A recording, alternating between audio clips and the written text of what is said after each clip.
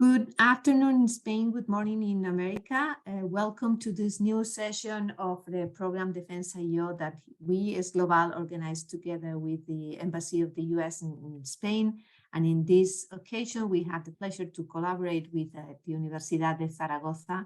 I want to thank, first of all, to the Embassy, of course, for the continuous support in this program. And I also want to thank Professor Natividad Fernandez, who has made possible this session with the Universidad de Zaragoza. Let me explain a little bit what this program is about. As you may have read or heard, Defensa y Yo is a program that we've been running for 3 years now. What we want is to foster the culture of defense among Spanish university students, and we want to make you part of what we understand by defense and security nowadays. Those are concepts, and we will be talking about the role of technology and the role of internet today. As you know, these concepts are much broader than they used to be. We used to associate defense just with security, pure security, hard security, military terms, and nowadays we know that that is much bigger than just sorry about that, military and defense.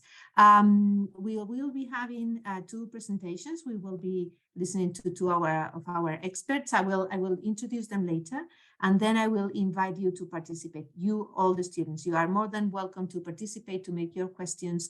Please tell me via the chat that you want to participate, or raise your hands in the screen. I will take note, and I'll give you the floor in the second part of the session. You also know that there is a second leg of this program, which is a competition, and we want to invite you. We will really encourage you to participate in the competition. As you know, the prize is a trip to Brussels to visit the NATO headquarters and other institutions linked to security and defense. And before we move on, I want to welcome and I want to give the floor to Maria Vicky, who was the winner on behalf of the Universidad de Zaragoza last year. And maybe Maria can share briefly with you what her experience was and what was for her to participate in this program. Maria, please, the floor is yours. Hola, bueno, vengo a hablar en español. Ya lo siento por romper un poco el hilo que había. Pues bueno, me presento, me llamo María Hondo. Fui la ganadora de la segunda edición de Defensa y Yo, el concurso. Y básicamente, pues bueno, vengo a decir un poco que Defensa y Yo, pues lo notifica la profesora Natividad el año pasado en la asignatura de Relaciones Internacionales. Y a título personal, pues bueno, yo vengo a decir que yo las expectativas muy altas no las tenía. O sea, sí, hice el texto que había que hacer, pero que tampoco es que dijese, buah, es que voy a ganar. Simplemente lo hice por, pues no sé, por saber si mi trabajo tenía algún valor o algo significativo. Entonces esto lo vengo a decir un poco con que, aunque penséis que no vais a ganar, que lo intentéis, porque yo al final gané y no me lo esperaba. Luego, para quien no sepa de qué hice el trabajo, yo lo hice de NAPTO, que es básicamente un término que me inventé, entre comillas, que viene a ser un poco la posibilidad de que la OTAN se abriese a Estados Unidos, o sea, genial, se abriese a los países que quieren vivir en democracia, pero que por su vecindad, pues básicamente no pueden.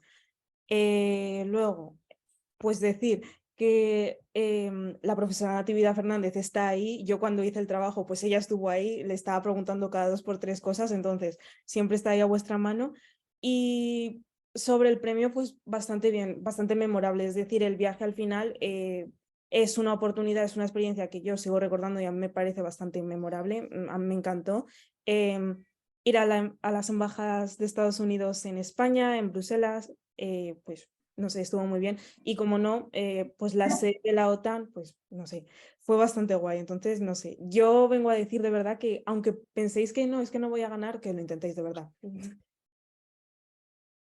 Muchas gracias, María, y gracias por los ánimos y enhorabuena de nuevo por tu participación. Now, let me give the floor to Professora Fernández so she can also greet you on behalf of the Universidad de Zaragoza.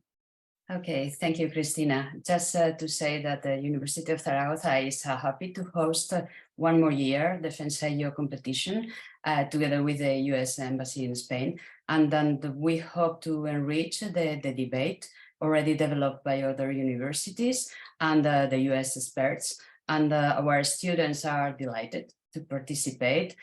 Just let me thank the organizer, as well as Professor Tricas and Mr. James Ryseff, as well as Maria Ondo for her kind words, and mainly because her testimony that could encourage other students to follow her example. So thank you, the organizers. Thanks to the speakers today, and welcome to this virtually way of University of Zaragoza. Thank you very much. Thank you very much, Natividad. And without further delay, let me give the floor to James Ryseff. James is Senior Technical Policy Analyst at RAND Corporation. RAND, as you may all know, is one of the most prestigious think tanks in the US, and we'll be very glad listening to your words today. James, the floor is yours. Thank you so much. Let me go ahead and share my screen here. All right, terrific. You guys all can see my slides, yes? All right, great. So thank you so much for inviting me here to speak with you all. My name is James Ryseff. So I'll start off with a little bit about myself here. So as you said, I'm a senior technology policy analyst at the RAND Corporation, major think tank here in the United States. We do both defense and non-defense work, but I mostly do work in our defense unit. Before RAND, I was actually a software engineer for 14 years in the private sector. I started my career at Microsoft. I ended my career at Google and the software industry. And my research now focuses a lot on things like artificial intelligence, the implications of large-scale data analytics and storage, and how to modernize government policy to sort of come in line with modern practices in the software engineering sector. So let's start off with the sort of the context for why all this matters. So as some people have noted, software is sort of increasingly important to really all aspects of the global economy, and that's just as true for the defense sector as for every other sector. Even before the sort of current hype around AI and some of the more recent advancements, software was already transforming entire industries, right? Amazon in many ways is a software company that just happens to do retail, right? Netflix in many ways is a software company that happens to do entertainment, right? And then in contrast, you have some companies where they've really sort of neglected their technical side and have suffered major business consequences, right? So we saw in this country, Southwest Airlines, one of our larger airlines, had a multi-day outage over the winter because they basically had underinvested in their sort of software enabling capabilities, and they were unable to respond to a blizzard, and so they stranded people for I think 5 days or something like that, and they've had several additional outages since then. At this point, every CEO needs to be at least aware of sort of how to make good decisions about software technology and about cybersecurity. This is something that is just on the CTO or CIO, the Chief Technology Officer anymore. It's a core part of your business. And then, AI, of course, is the latest thing, and it really does live up to the hype. Certainly, there are sort of the more dramatic advancements from things like ChatGPT, or a few years ago, AlphaGo beating the world's best Go players. But real companies are deploying AI technologies and tools every single day to make their products better and to make the customer experience better. That's everything from the giants like Amazon, with their shopping engine experience, or Google with the search engine, to much smaller companies routinely deploying AI tools in a way that really makes their products meaningfully improved. Okay, let's talk a little bit about the impact of commercial software and conventional warfare. As we've been watching in Ukraine, we've been seeing that just commercial off-the-shelf capabilities being used on a pretty routine basis on the battlefield. So Starlink from SpaceX has been maintaining persistent communications. So, there's sort of there's some people who believed before the war that the Russians would be able to essentially jam and prevent communications on the battlefield. And that was something that the US worried quite a lot about. Starlink has been able to survive Russian jamming and interference attempts and deploy software patches essentially faster than the Russians can adapt to it. Similarly, we've seen cheap commercial drones take the place of traditional reconnaissance units on the battlefield in a way that these things that cost $100 or $200 are delivering a very meaningful military capability at this point. Open source data, right? Things that used to be the domain of only professional intelligence officers. We have a volunteer-run Twitter account who's been cited by very senior spokespeople across NATO, defense, and presidential offices as to what the count of Russian vehicle losses is in Ukraine, right? That's the kind of thing that only CIA used to be able to do. And then similarly, we've been getting sort of daily updates about who's winning battles, who's taking and losing territory from war bloggers on both sides, right? That, again, that's the kind of thing that usually only professional analysts would have. Let's talk a little bit about the role of data and intelligence. So it's sort of cliche now to say that we're in an era of big data, right? But massively decreasing costs for digital storage have really transformed the amount of data that is available and describes people out there. Now, this has been the foundation of the business model for a lot of tech companies, right? They either acquire data to sell it to others, or they use data that they have acquired to sort of give you, to target you more effectively for advertising in various ways.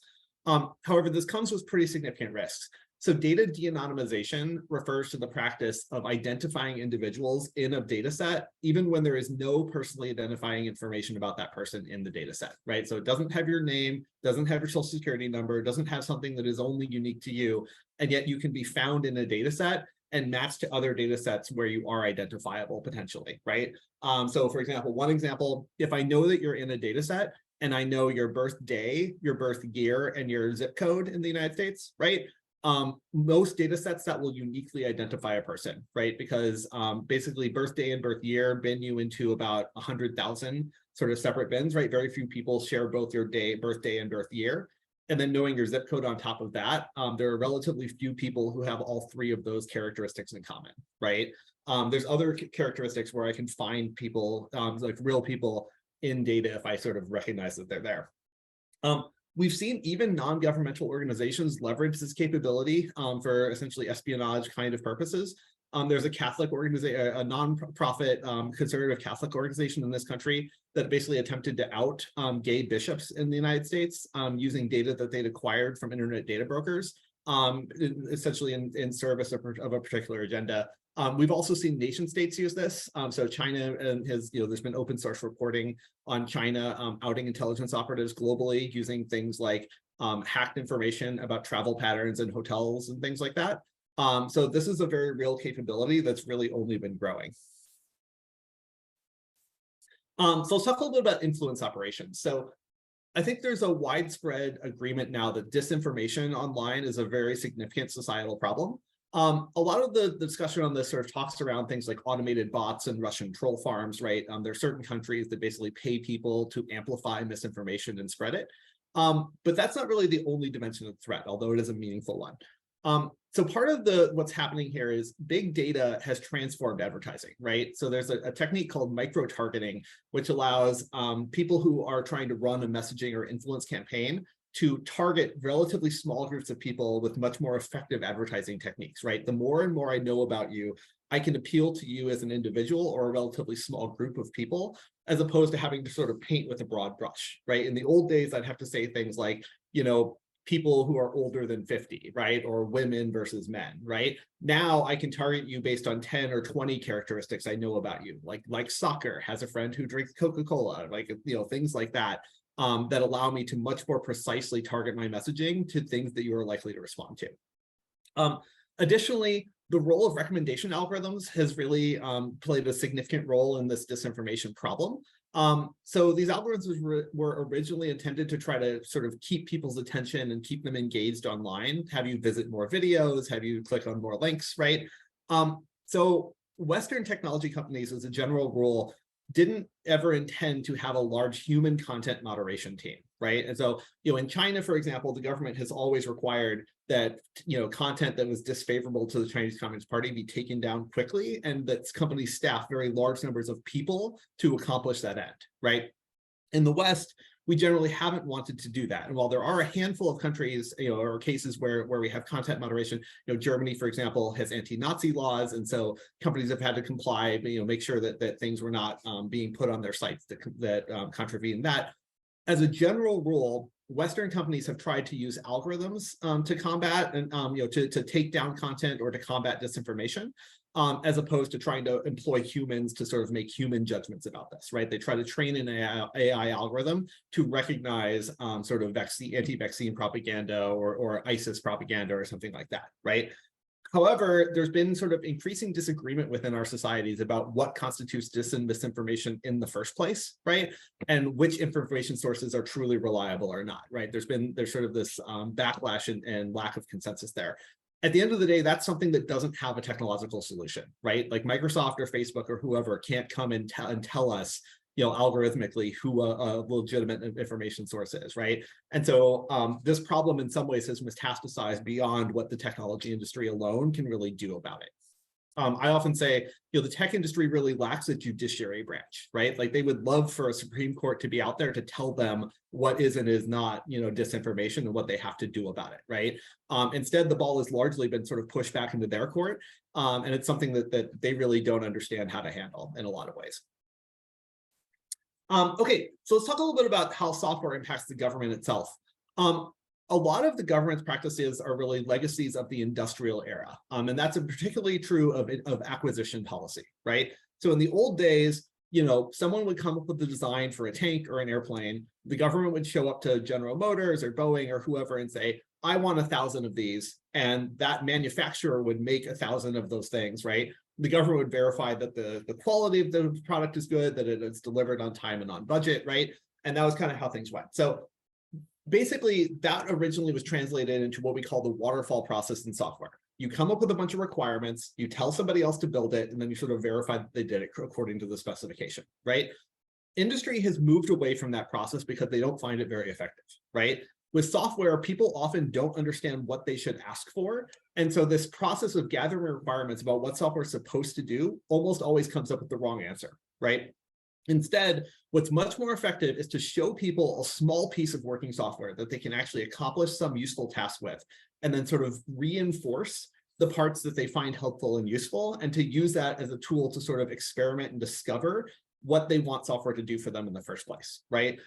So this goes by the name sort of agile software processes. There's a variety of other things like Scrum. You don't need to know the specific terms, but it's essentially an iterative way of using the scientific method to say, I have a hypothesis about what people need from this piece of software.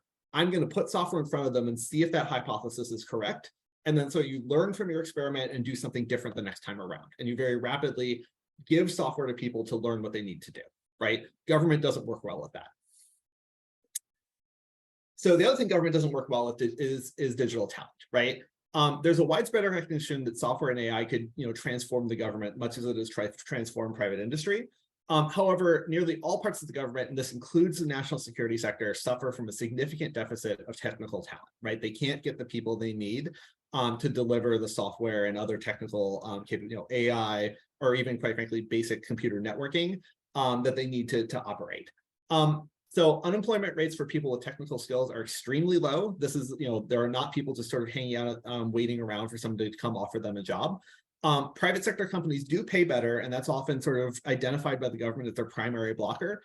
But I think the thing that's really understood is, not as commonly understood, is private sector also just offers a better work environment, right? People are more productive software engineers in the private sector because they are not subject to all these government oversight techniques. You have to get permission to fix a bug. You have to, sort of fill out a bunch of paperwork before you're allowed to start engineering. You have all these cybersecurity things that often are sort of boring checklists that don't really make a lot of sense in the modern world, right? Like the private sector just works better, and people are more attractive to those environments in a lot of ways. And then finally, there's a declining belief among younger generations that government is the only way to achieve societal good, right? People can join an NGO with a social mission, or in some cases, even companies sort of say that they have a social mission or argue for that, right? And so there's sort of a declining belief that government is necessarily the best way to have an impact on mission, right? And so in a world where the government is facing headwinds there, it's getting harder and harder to recruit really talented people. And then finally, I want to talk a little bit about organizational culture. So here are some quotes from various senior military leaders in the United States and from the US National Defense Strategy, the most recent one. All of these quotes really reflect around the idea that the DoD's organizational culture has moved in a direction of what we call a hierarchy, right? Basically, you follow the rules, you follow the processes and procedures, and regardless of whether the outcome is what you want, the fact that you followed the rules is the important part, right? In the private sector, and especially in the tech companies, they have more of what we call an adhocracy, right? People are empowered to go do things. They are expected to innovate and adapt in order to solve problems and to achieve outcomes, not simply follow processes, right? And so there's, government will never, become a startup. They're never going to adopt sort of a move fast and break things kind of culture. But I think there's widespread understanding that government is too far in the hierarchy direction and that they need to at least move a little bit in the adhocracy direction in order to become a more effective place and in order to acquire the kind of talent they need. Okay, that's all I have. Happy to answer your questions in a little bit here, and happy to hand it off to our other speaker as well. Thank you so much, James. Very, very interesting. It's always fascinating how you engineers are able to translate all those technical concepts into real world, into what happens after, with the use of mis and disinformation, and with particularly this last point, the speed with which the American government is able to acquire new equipment. And that brings me a very brief reflection. Just yesterday, I attended a seminar on how the EU is incorporating artificial intelligence and the balance between the good and quick regulation and the need to foster industry. If you consider that the American government is slow acquiring new equipment and new technologies, you should come to Europe because that was part of their discussion yesterday. But we can leave that later for the questions. Let me now introduce Professor Fernando Tricas, also from the technical part. He's a professor on computer and systems engineering at the School of Engineering and Architecture at the Universidad de Zaragoza. Fernando, thank you very much for being here. Looking forward to listening to you. Thank you, Cristina.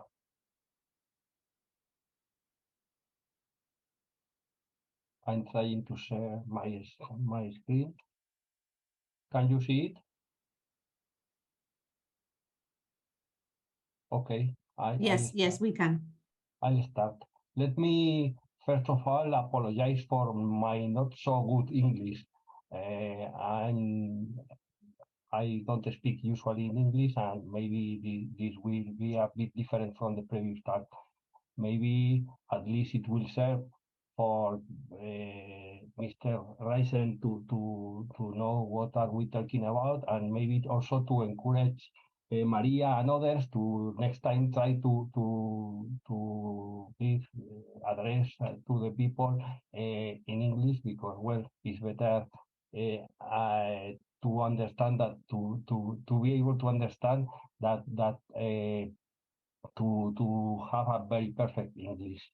I would like to thank Dr. Fernandez and Dr. Esteban for this invitation to be here. It's a pleasure and an honor for me. I think that technical people must connect with the other fields of knowledge and to try to share the information and to try to discuss, to try to bring more people to the technical side, at least in the part of knowledge and information. I would like also the US Embassy, esglobal, for organizing this meeting, and Cristina has told who am I, so well, maybe this slide is redundant, but well, I'm here. Currently, I'm an associate professor at the University of Zaragoza, and I'm also the director of the Cátedra Telefónica Universidad de Zaragoza de Ciberseguridad. I would like to say that my talk, my words are not representing none of these entities. My words are my own, and I'm not talking on behalf of them. And well,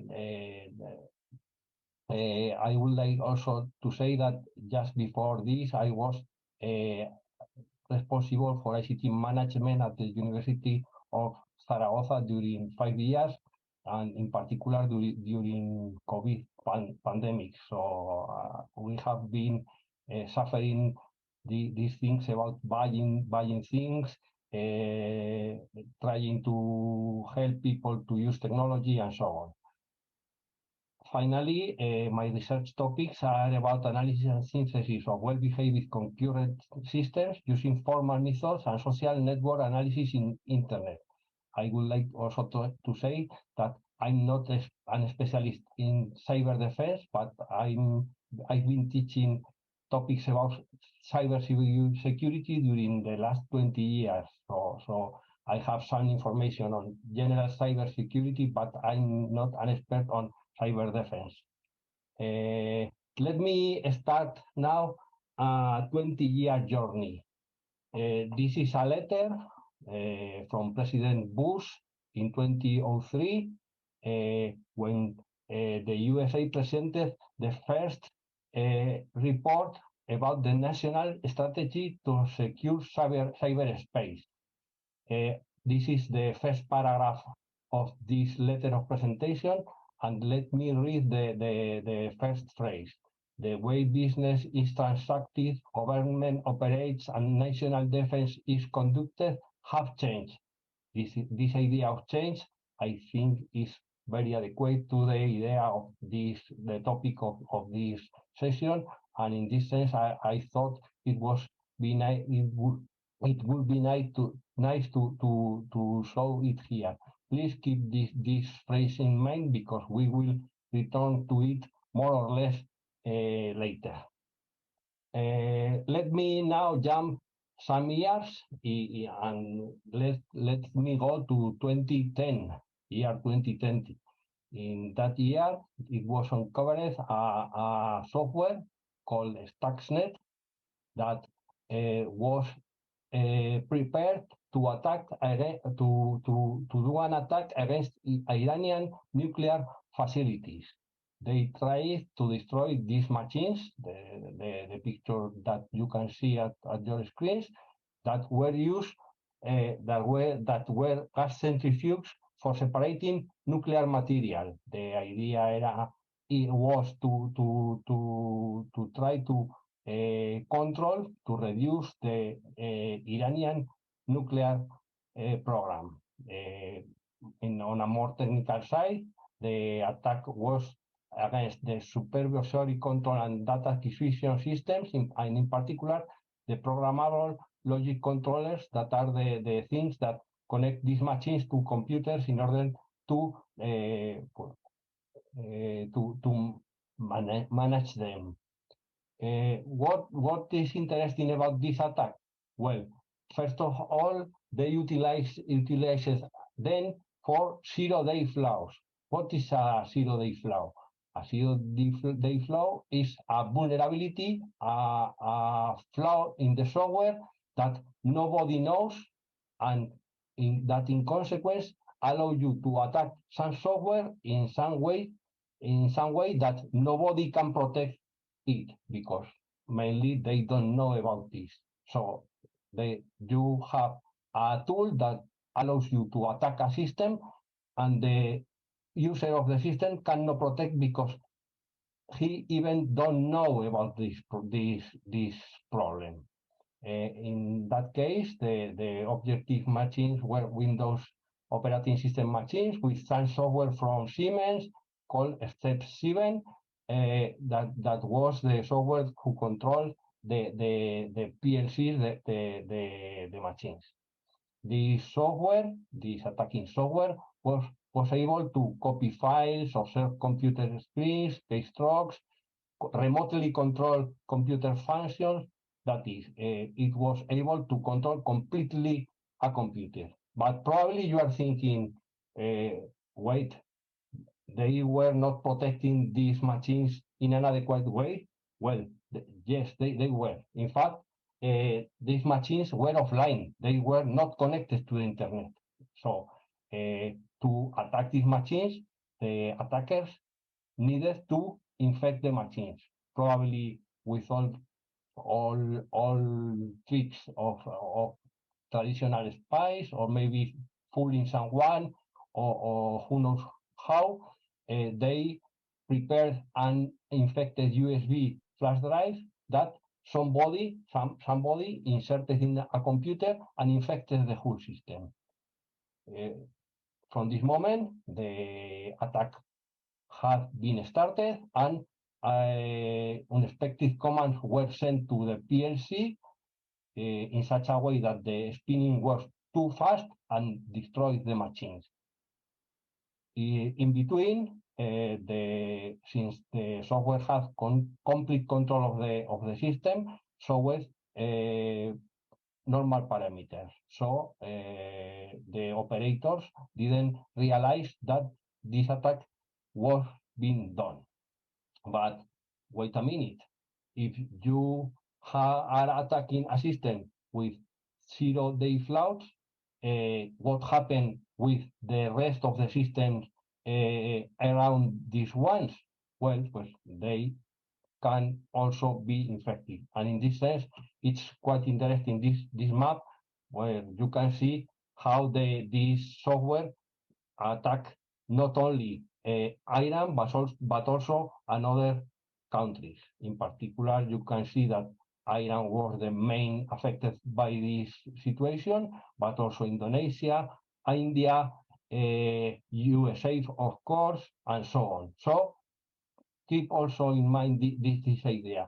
You have tools to attack others, but these tools, by their own nature, can also affect to your own population or other third parties.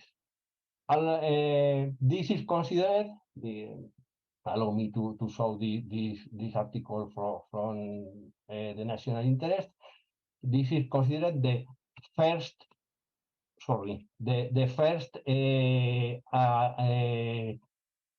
attack that launched a new era of cyber sabotage, a new way to attack your enemies.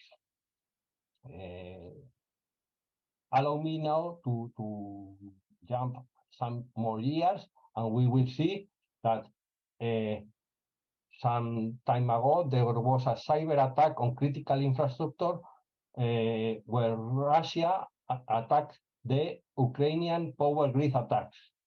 But wait a minute, this attack, look at the date. Here you have 2017, but the attack was developed on 2015.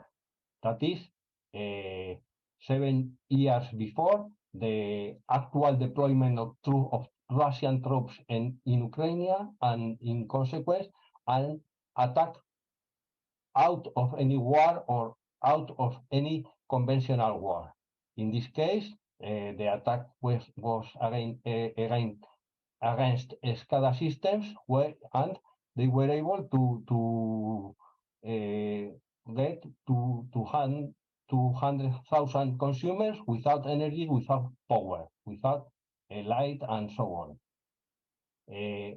7 years before the actual attack, the actual war.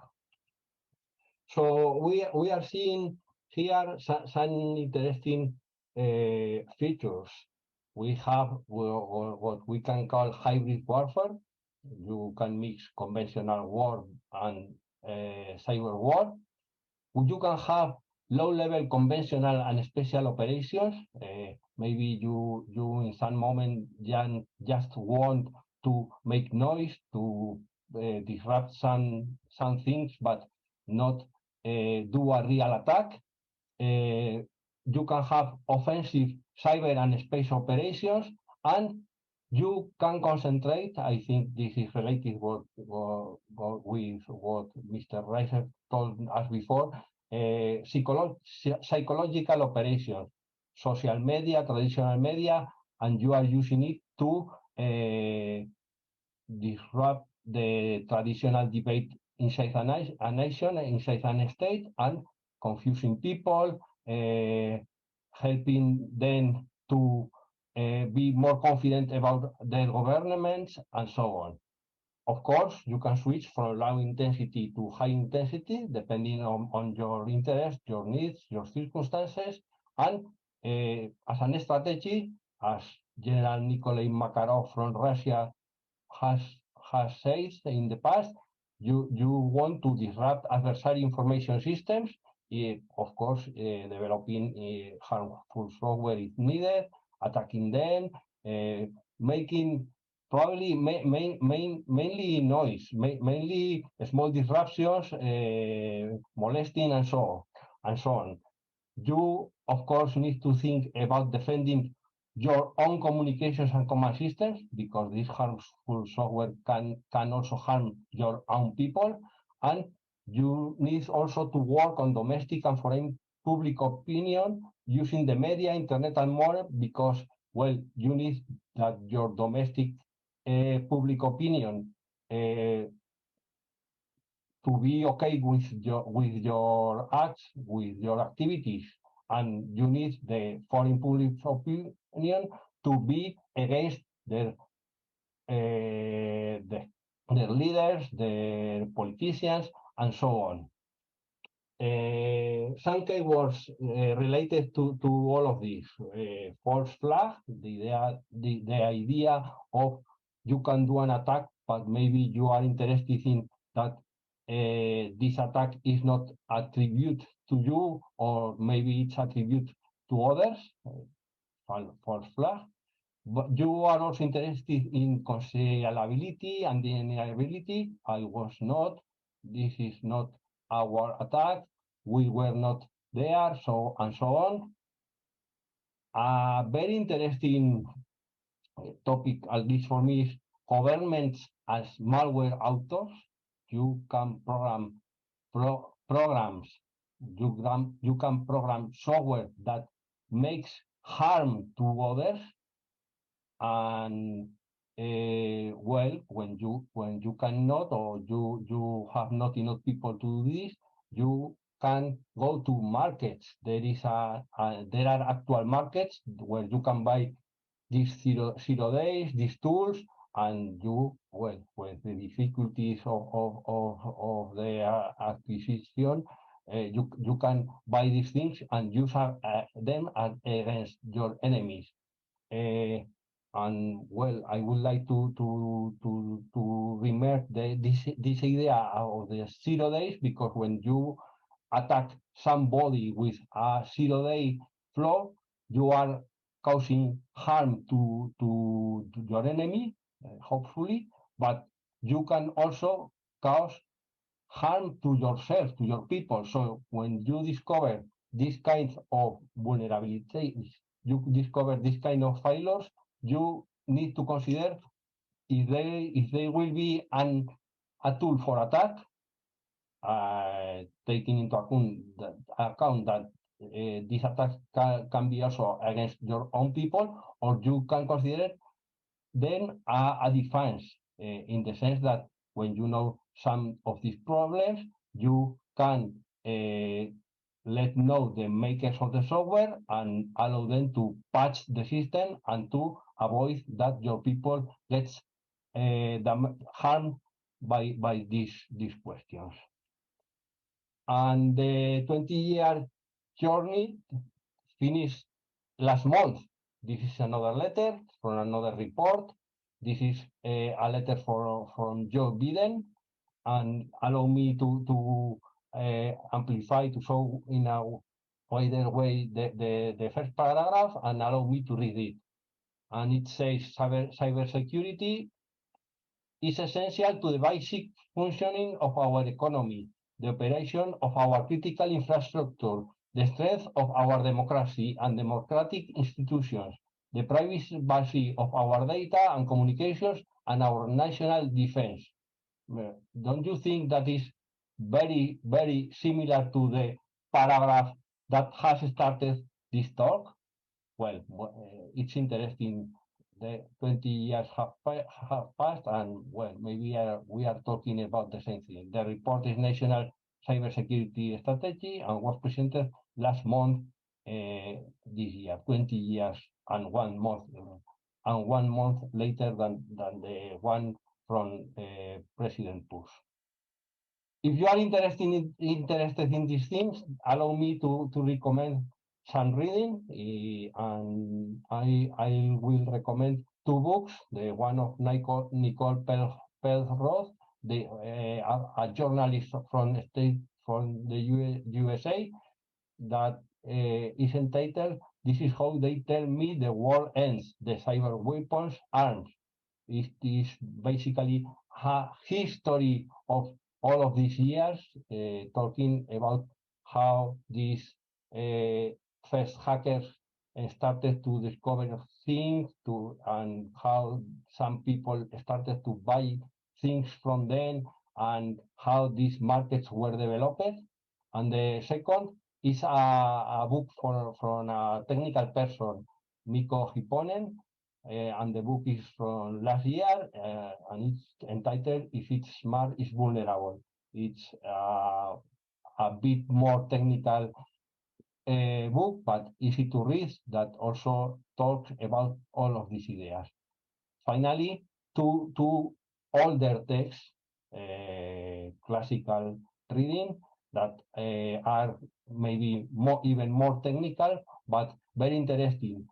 First of all, Ken Thompson, in his During Our lecture in 1984, presented the idea of reflections on trusting trust, the idea of how difficult is secure systems so complex as our computers with their software and so on.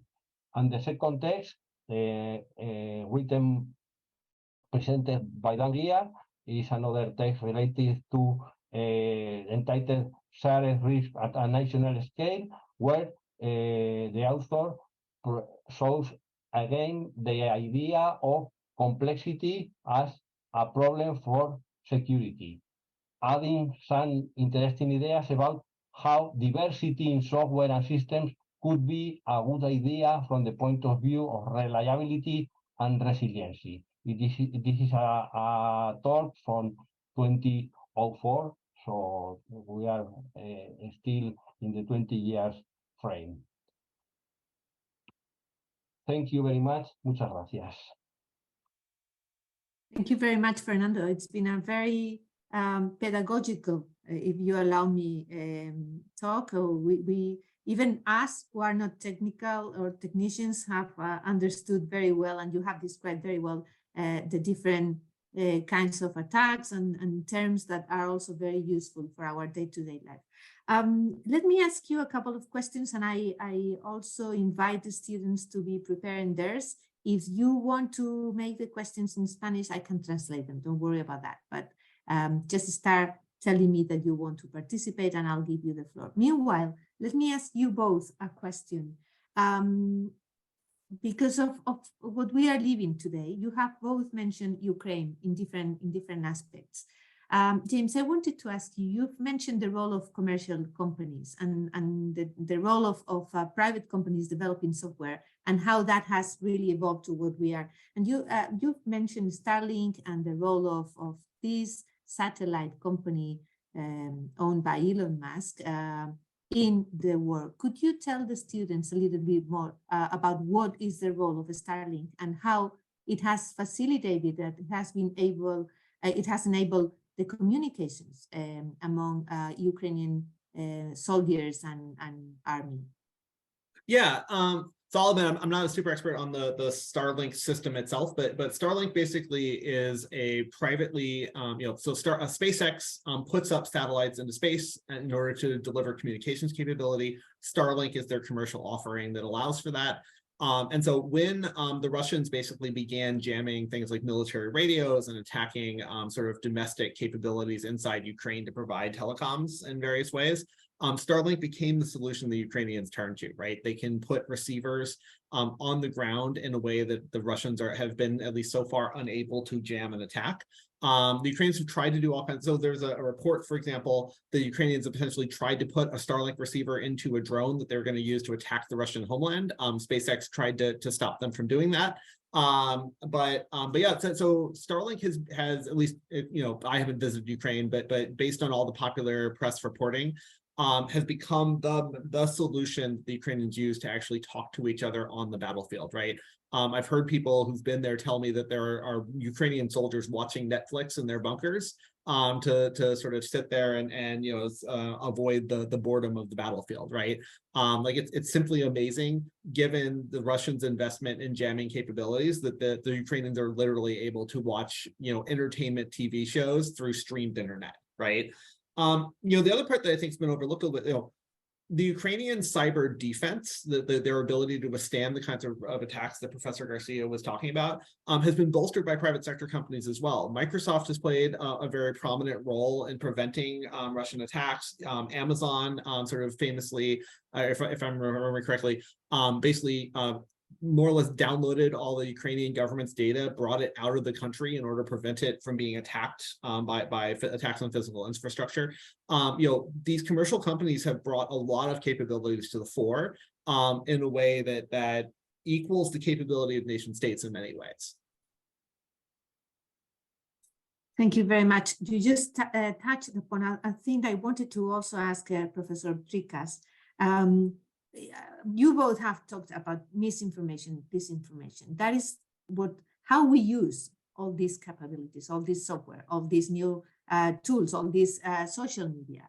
But on the other hand, you've talked about malware and how attacks go against the infrastructure itself. It's not just how we receive or what kind of information we receive. It's also the destruction of the infrastructure itself. In the war in Ukraine, and you showed this very nice example of 2017, which was produced 2 years earlier, and now we are having a real war on the battlefield. And I wanted to ask you, and please, James, also jump in if you consider so. There is this perception that many people expected to see more cyber attacks, more cyber destruction, and what we are seeing is a lot of real bomb shelling and destruction of real infrastructure, but not so much of cyber things. Is that because we don't know about them? Because we are not getting that news? Is that because Ukraine had very good defense after all those other attacks? What is your opinion? Why this is not being so much a cyber war, and it is unfortunately a real shelling war? Well, the question is very interesting, and for me, it has been a surprise to see that effectively there have not been so much harm as we thought it could be. Maybe because this Starlink thing, maybe because of the support of the big companies, but the truth is that Ukraine continues to operate more or less with some disruptions, and the main concerns are physical, are not cybernetic. So well, what can be the reason? First of all, you have suggested it, the idea that they are very well trained. There have been many years suffering these attacks and preparing for this question, but also the idea that our cyber infrastructure is quite resilient. Think about that internet is a distributed network, so you can easily break some part and the rest continues working. So well, we have seen that the systems still work. The Ukrainians have no problems with the information systems, and the main damaged thing in all of this situation is the truth. The propaganda, one never knows what is the reality. Well, maybe outside we are more informed, but of course in Russia, of course in Ukraine, you cannot be confident that you are getting the correct news, the correct information. And moreover, and this is a global trend, I think, and Mr. Ryseff suggested it, the idea that we are less confident on our governments, we are more doubtful about everything, and this is very worrying, because at the end we are ending with a worse contest for everything. But the physical problems have appeared, but they are being solved. The life is not being disrupted for this. Thank you. James, do you want to add anything to that? Yeah, a couple of thoughts there. So first, I think we will probably find out a lot about what did and did not happen many years after this conflict's over. I suspect there's a lot of things that fortunately, I'm not read in on this, so I don't have to worry about revealing things that I shouldn't talk about. But I do suspect that 10 years from now, 20 years from now, we'll know a lot more about what did and did not happen on the cyber side of this conflict. I think there's a couple of things that are protecting the Ukrainians right now. One, cyber weapons take a long time, a lot of lead time to build and prepare. And I think the Russians are suffering from real talent deficits. The Russians have some really smart, capable people in their cyber forces, but they don't have very many of them, right? Whereas the United States, like when things like Stuxnet were created, that is a very large, complicated program that is not the kind of thing you can just whip up in 24 hours, right? So I suspect that may be part of, cyber weapons essentially have a very long reload time, right? Like if I fire them and I use them to make a big bang somewhere, like that is a capability I'm not going to get back for quite a long time, right? I think the other thing that's protecting the Ukrainians is in a lot of cases, they're a very, very low tech army compared to say US or NATO standard, right? And so, you can't jam a T-64 because there just is, or hack a T-64 because there just isn't the same kinds of electronic equipment and, inside a lot of the weapons the Ukrainians were using at the beginning. And so I think to some extent that is protecting them. And I think the third thing may be, and this is much more speculative on my part, I don't think the Russians thought they needed to. Right? I think the Russians thought they're going to overrun the Ukrainians quickly and that they weren't going to have to build these kind of things. And so I wonder, and I don't know, I suspect to the extent that they have cyber weapons, they're aimed at the United States and NATO, right? And so they didn't have a bunch of stuff on the shelf that they could use against Ukraine because they assumed they could just walk over the Ukrainians whenever they had to. That's my guess, but that's completely just, it's speculation on my part. Thank you very much. Very interesting, both of your answers and comment. Let me now give the floor to Professor Fernández. Thank you. Me gustaría animar a las preguntas en español y entonces voy a comenzar yo misma y preguntando a los dos ponentes si, de acuerdo con la información que se tiene, que desde luego no es mucha en uno de los casos, pueden hacer una valoración comparativa de las capacidades ciber de China y de Estados Unidos en un sistema de competición entre potencias. So an assessment, a comparative assessment between Chinese and US cyber capabilities. Thank you. Who wants to go first? Fernando, maybe? Well, let's go. It's very difficult to know, but there are some ideas that we must take into consideration. China has become the manufacturer of all the things in the world, and in particular, most of the electronic components. So they have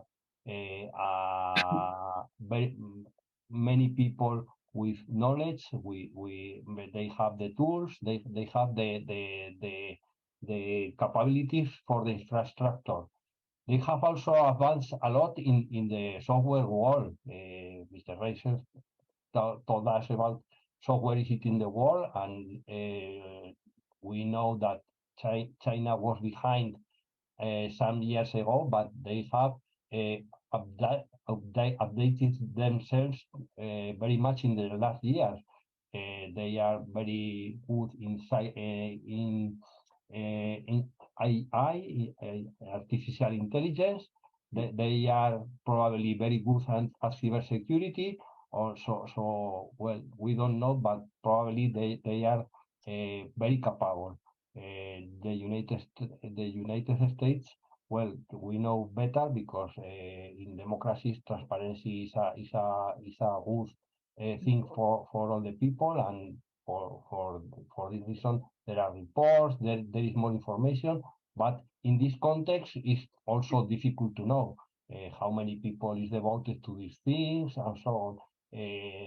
Last month there was some information about that some people in the army is talking. Sorry if I'm not precise enough about the constitution of some cyber warfare branches of the army because they feel that they have not enough concentration of knowledge in adequate ways to deal with these problems. Thank you very much, James.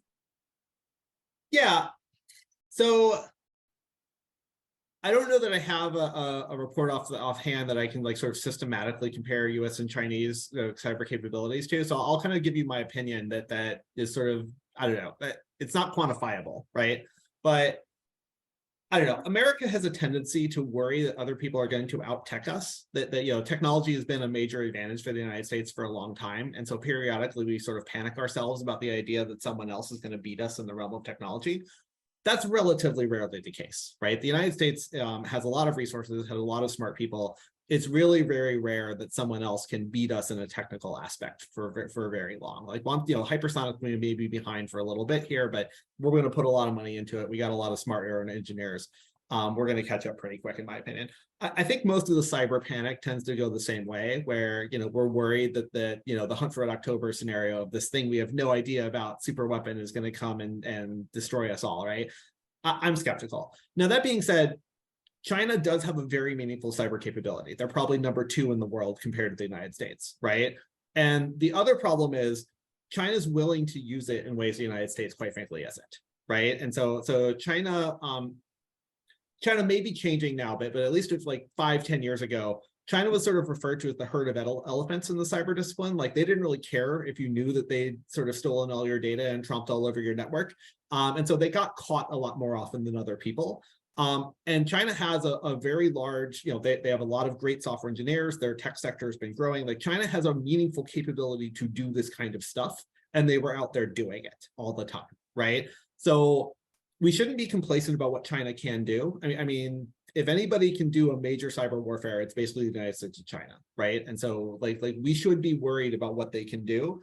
But if it was just a straight comparison between what can the US do and what can the Chinese do, I would take the United States every day. Thank you so much. Let me share with you some information. Fernando showed that also we've seen malware being promoted and being spread by states. And there was a recent report by the European Union, by a specific department dealing with misinformation, showing that the number, they have been tracking the number of attacks after the beginning of the war in Ukraine, coming directly from official Russian sources, but also some of them from Chinese official sources, which is, you know, that there is this coalition, so to speak, regarding misinformation and disinformation to European and Western media in general. Oscar has a question. I have asked him whether he wants to do it on screen, but I haven't seen his answer. And Oscar, do you want to open your micro and speak, or shall I read the question? Okay, there is no. Oscar is not seeing my chat. I'll post it. He talks about cognitive.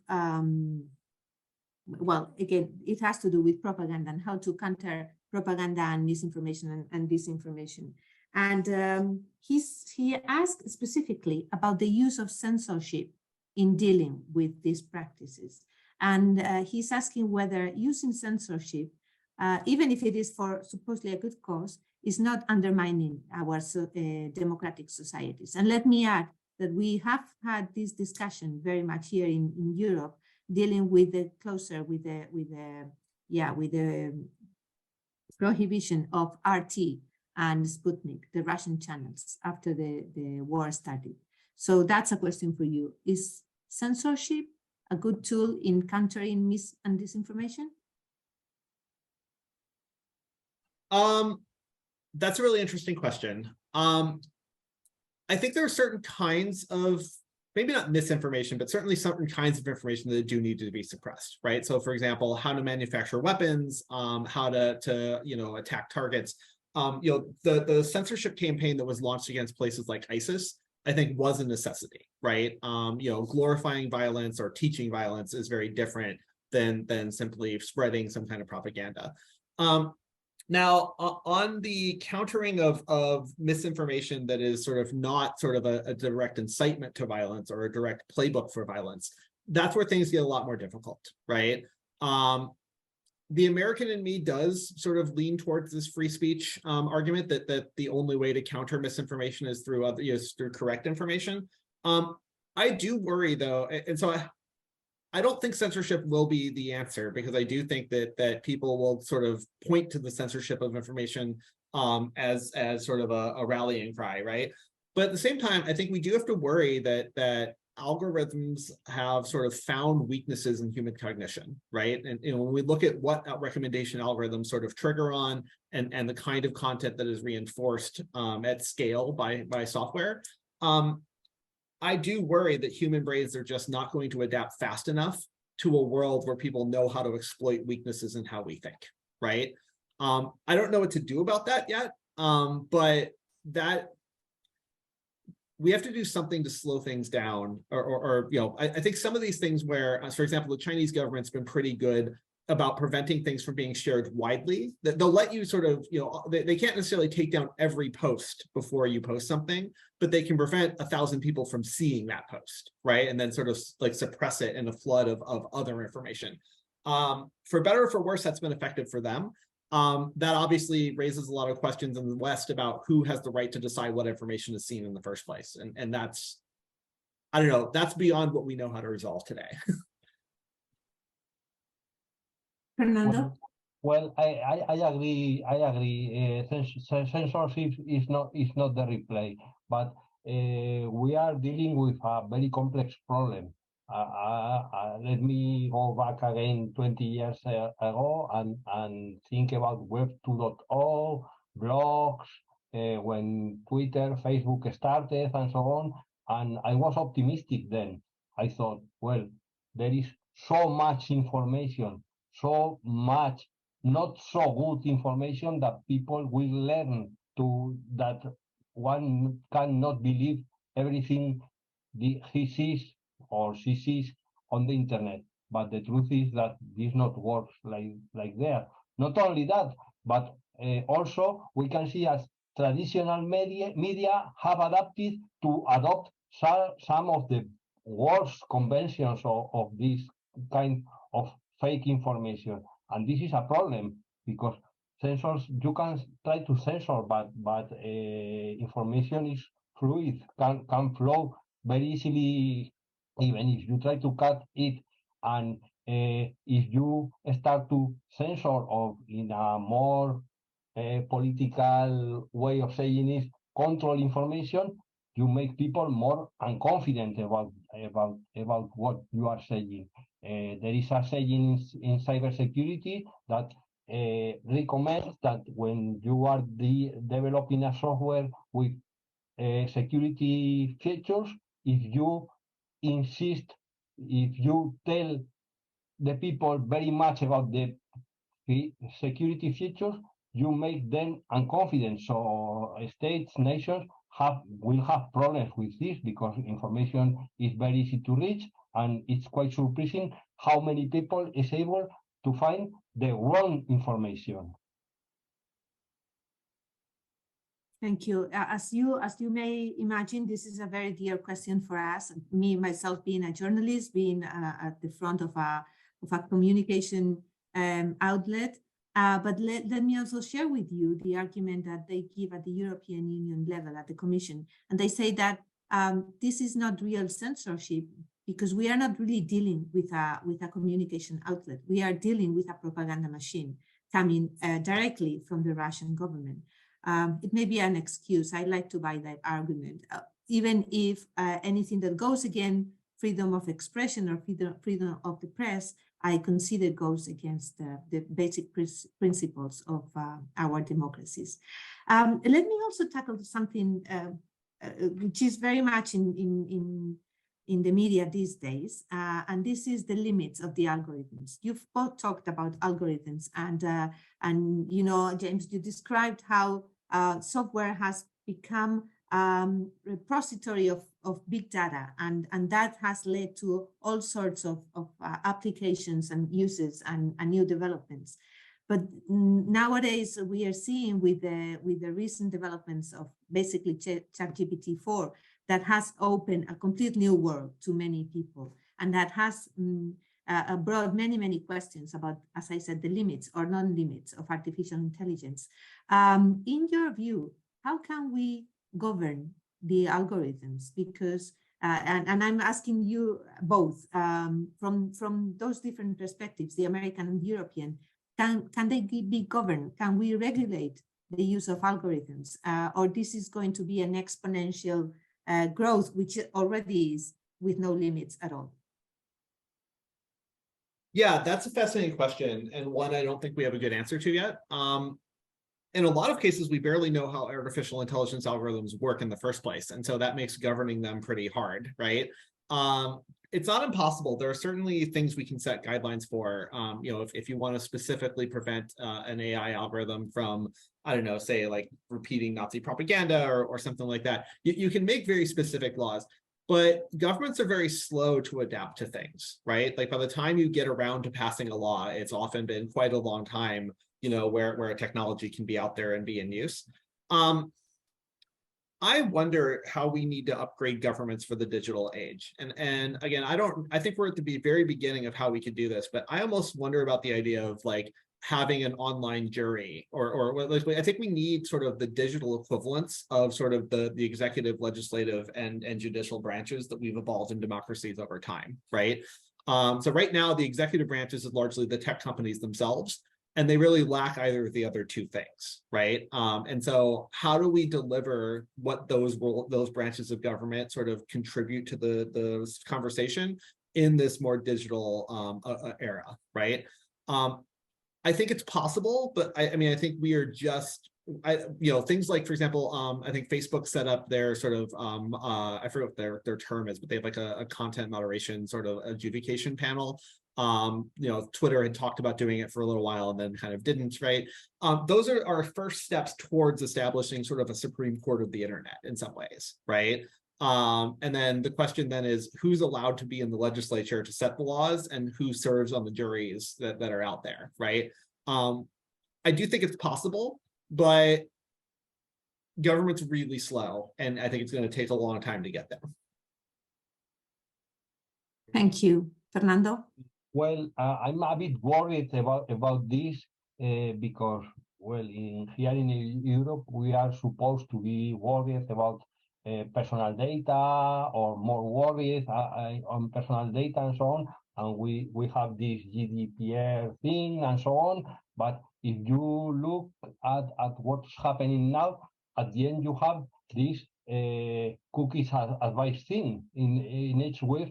In each web, molesting us and not serving to control any kind of information. Moreover, maybe somebody will do in the future the work to check whether these advices, and when you deny the access of your information, if the company behind the website comply with this request, or is just the banner and that's all. So reality shows us that it's a very difficult matter. First question. Second question is you can regulate AI, you can regulate what machines can store, you can regulate everything, but there are agents that won't comply with the regulation, and they are your enemies. So maybe you should be more interested in literacy, people knowing what to do, people managing adequately their information, people accessing to the adequate sites and so on. Because regulation, well, probably Europe is behind the rest of the world in information systems because so much regulation, so much stopping points, and so much things to think before doing actual work. Thank you very much. You just mentioned education and the need to educate our citizenship. And let me first encourage the students to make some questions. If not, this will be my last one. but it has to do with education. In this, let me check. There is a question here. Juan, do you want to? I will go back to mine later, but let me take Juan's first. Juan, do you want to say the question on screen? I don't see him, so let me read it. He says he can't. Okay, so let me read it. His question is: many of the devices that are being used in the development of smart cities could be built completely in China. Could this mean a national security problem for the countries that want to buy those electronic devices? And I mean, this is a very, very good question. It is there already, and we are already having pressures not to make some agreements, deals with Chinese companies based precisely on security and national security concerns. So what do you think? So I would say there's a very serious threat there. So one thing we've seen is that once you have platforms that acquire data, it is extremely difficult to get that data back, and that data can be valuable in ways that you never anticipated. So China, I think, certainly sees advantage in sort of allowing their companies to compete on cost. They subsidize their companies in various ways to make it difficult for other competitors to compete with Chinese companies, because they want that lock-in, right? They want, Huawei routers, and placed in all kinds of places. They want, their smart, cameras, distributed throughout cities. And so, I think we've seen just how much, you can weaponize data, and how difficult it is to know when these various devices are sending data back home to China instead of to places, where you have allowed it or want it to go. So if I were a policymaker, I'd be extremely concerned about that. Thank you. Fernando, what do you think? I think more or less the same. We have abandoned our capabilities to making things in benefit of cheaper offers and so on. And now we are in a very difficult position, because when we can start to build things, but this takes some time to construct, to make the knowledge, to be able to give products that people want to buy, because at the end we are living in a free economy where everyone can buy whatever he wants. So we have a problem. We have abandoned the local initiatives in favor of more cheap of the cheaper ones, and maybe we are now in a big problem that we should start to manage in some way. Thank you very much. I invite the students to follow up this topic, because it's one of the major issues in international relations today, and it has to do with value chains. It has to do where, as Professor Tricas was just saying, where things are built and how security is perceived nowadays, as we were saying, and as the question poses itself, it's the inner parts of the devices who pose a threat, or may pose a threat to our security. So let me go back to my last question, given that I don't see any other here. We were speaking about education, and in this seminar I attended yesterday, the one representative of a very, very large technological company was saying that in Europe we lack 20 million people, 20 million future jobs in the technology sector. And if we don't fill them, it will be very hard that we are able to reach our ambitions and our goals for 2030 and beyond in the technological field. So I know this is completely different in the US and in Europe, but I wanted to ask you, how can we foster the education in STEM in general, and how can we foster STEM education for women in particular, given that also technology shows many biases in many aspects, and one of them is gender? How can we foster the education in such critical fields as technology, science, mathematics, and so on? And you are both part of this, environment. Yeah, that's a great question, and certainly a really urgent one. So I'll say that, when I did my computer science undergraduate degree, so most people think that learning to become a software engineer and a computer scientist is just learning the computer language itself. That's actually a relatively small percentage of what you actually need to know, right? Most of what my education taught me was how to approach problems and how to think, right? That's actually a lot more accessible than people realize. And so I worry, people are sort of intimidated by math, right? Like I see people you put in our kind of think tank reports, you put something that looks like an algebra equation in your report and people just essentially just worship it. They have no idea what it means, but like whatever it is must be scientific and perfect, right? It's very unfortunate that I think a lot of people have grown up thinking that they can't do certain things, right?